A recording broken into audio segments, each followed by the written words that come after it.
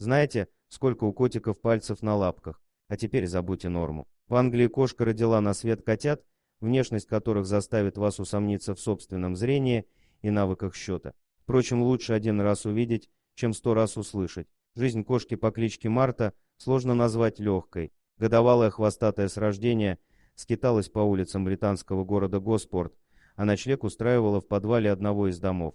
Его жители пытались найти хозяина усатой, но все было напрасно, пишет Метро. Однако неравнодушные британцы все же смогли пристроить Марту в добрые руки, когда появились подозрения, что кошечка находится в положении. Так четырехлапая попала в местный приют, где за ней начали присматривать его сотрудники и попутно подыскивать ей новую семью. Марта действительно оказалась беременной, поэтому нуждалась в специальном уходе. Уже спустя неделю, как Мурлыка очутилась в стенах приюта, она родила 4 котят, правда весьма необычных. Оказалось, 3 новорожденных полосатика страдают от полидактилии. Это состояние, при котором на лапах у котиков пальцев больше, чем в норме. У Эрнеста на каждой лапке по 5 пальцев. Стандарт 5 пальцев на передних лапах и по 4 на задних.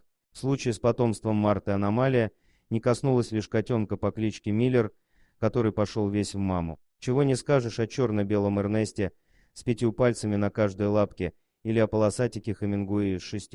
Отличилась и сестричка Гавана, у нее 6 пальцев спереди и 5 сзади. Полидактилию связывают с наследственной генетической мутацией. Вероятно, кого-то из предков Марты и можно считать ответственными за такой необычный внешний вид котят. Хотя мутация довольно редкая, она не причиняет вреда носителю. Бывает и так, что заводчики намеренно разводят подобных многопалых особей, ведь спрос на них велик. Маленького Хемингуэя тоже не обошла аномалия стороной. С пальцами разобрались, но почему такие странные клички? Дело в том, что у писателя Эрнеста Миллера Хемингуэя жил шестипалый котик Сноу Уайт, которого он получил в дар от своего друга-моряка. Видимо, сотрудники приюта вдохновились этой историей, отчего и наградили котиков такими необычными именами. Котята — это всегда прекрасно, но иметь 3 полидактильных крайне необычно, призналась представитель организации Cats Protection Кейт Степлфорд. Сейчас Марте и ее уникальным малышам сотрудники приюта подыскивают новую семью. Возможно, уже совсем скоро четырехлапые